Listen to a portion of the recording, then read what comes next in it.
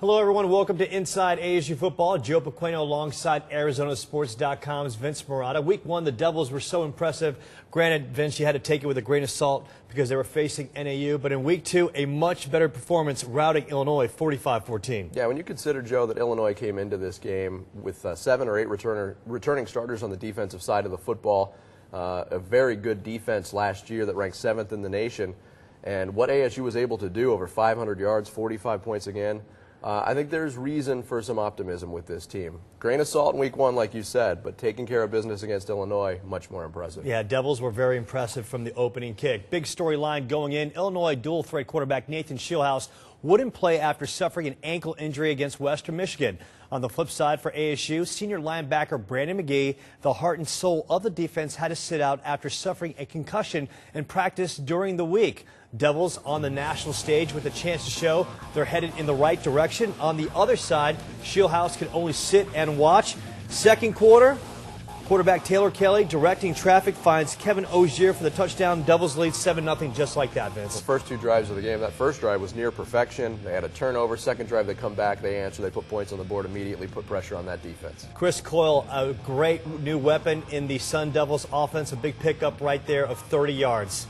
It's nice to see that wrinkle, the tight end in that ASU offense, something we haven't seen in years past, and he had a huge game, 2 touchdowns on the night. Cameron Marshall makes it 14-0. Then Michael Eubank over the middle to DJ Foster. What a great weapon he is. 37-yard pickup, and then later, very next play, it's Eubank to Coyle again. Yeah, again, he expects to be a lot more accounted for in scouting reports moving forward, but he's snuck under the radar in this game against Illinois, and he made the most of his opportunities. How about a big night for freshman linebacker Carlos Mendoza?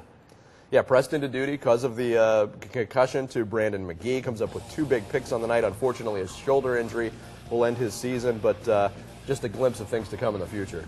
It leads to a touchdown. Eubank to Chris Coyle, so Devils lead 28-7 at the half. Third quarter, safety Alden Darby had an interception in game 1.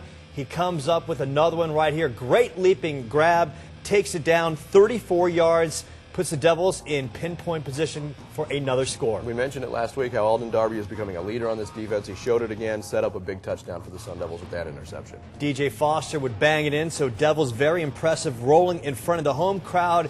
45-14 the final. Really proud of our players. Man, I'm just, sit down and look, and the only one that had a penalty tonight was me. So that's pretty good. And to go 2 games with no penalties on defense and none on special teams, and we only gave up 14 points, and our guys dominated a Big Ten opponent, and I was really proud of how they played. Our 2 quarterbacks, I tell you, I thought we were a lot more efficient tonight. They're a very good 1-2 punch, very tough to handle, those 2 guys. And those guys are really, I think they were 23 or 29, something like that. What I love about this team is that they're starting to buy into things we're talking about. We don't come in the locker room, nobody cares who had what scores, or nobody cares how many yards we had, not all that. None of those things are important. What's important is that we're going out and we're representing Sun Devil Nation the way we said we would. Coach Graham is absolutely right. This team is so on the same page, the complete opposite from a year ago, Vince. What is so refreshing, and I'm very skeptical about using 2 quarterbacks, but so far Taylor Kelly and Michael Eubank, they've made it look very easy. Yeah, they really have. It's definitely a transition to make for these 2 quarterbacks, but they have handled it flawlessly to this point.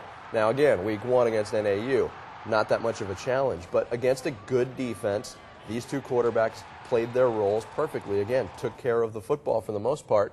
And you expect at some point a decision to be made for one quarterback to get the lion's share of the duty. But if they're both playing well, at this point, it doesn't make sense to switch it up. Keep doing what works.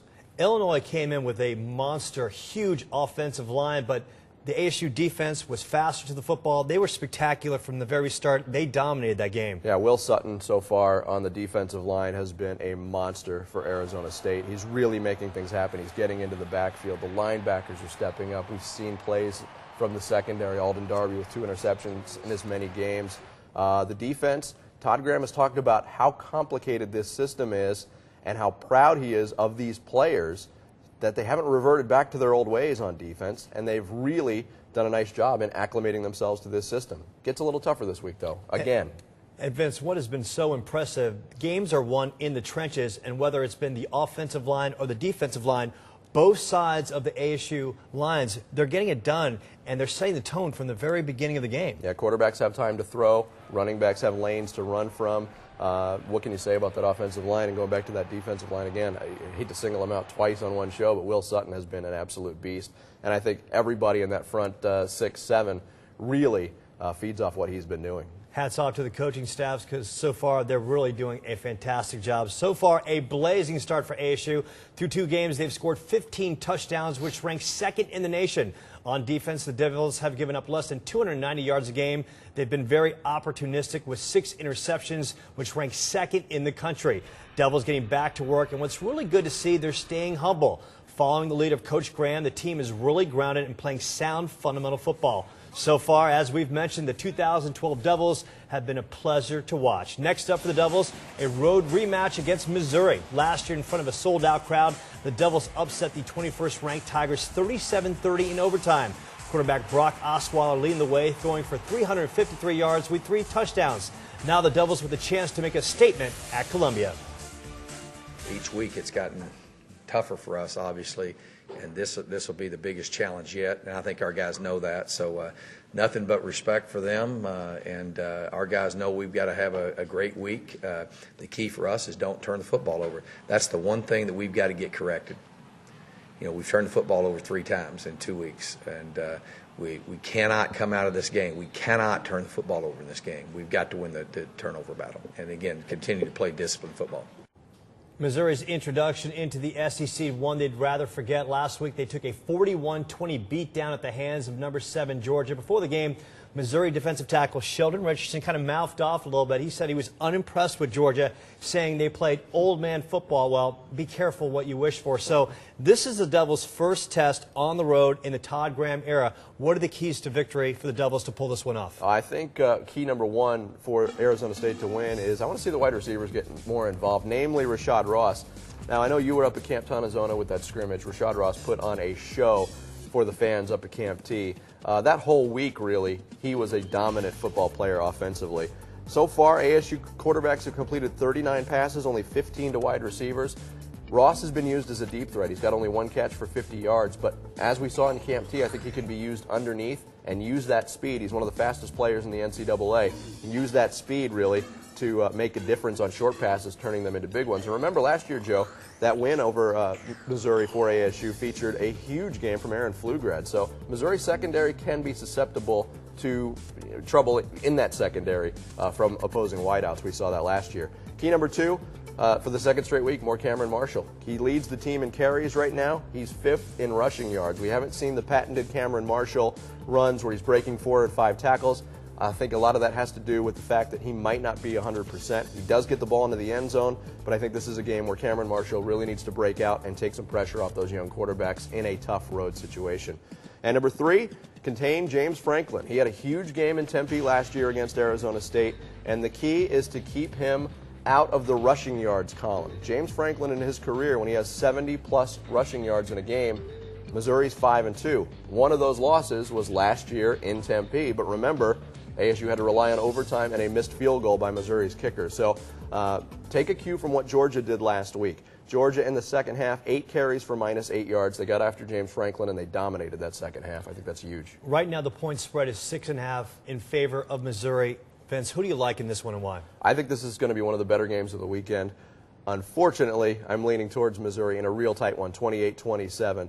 ASU, I know Todd Graham has changed the culture. This first road game is a huge step in that direction of changing that culture. They have not been a good road team for the last 5 or 6 years. This is a tough place to play, Columbia, Missouri. And you know the Tigers are going to come in with a chip on their shoulder after moving into the SEC and losing last year to ASU. I'll take Missouri 28-27. You know, I'm going to take ASU because right now I am just so impressed by the coaching staff, what they're doing. It seems like right out of the gates they're prepared. They have a great game plan offensively. We've seen that the last 2 weeks where they just march down the field. The defense has come out with a passion. I like ASU to win this game by 3. Well, I hope you're right. We'll see how it plays out. Lifetime ASU is 3-0 against Missouri, 0-2 at Columbia. The last time they were there was in 1990 when they lost 30-9 Devils looking for their first victory against the SEC. Devils 0-5 lifetime against teams from the Southeastern Conference. It's got to happen sooner or later, so we'll see how it plays out. That will do it for us. We'll see you in Cyber World next week.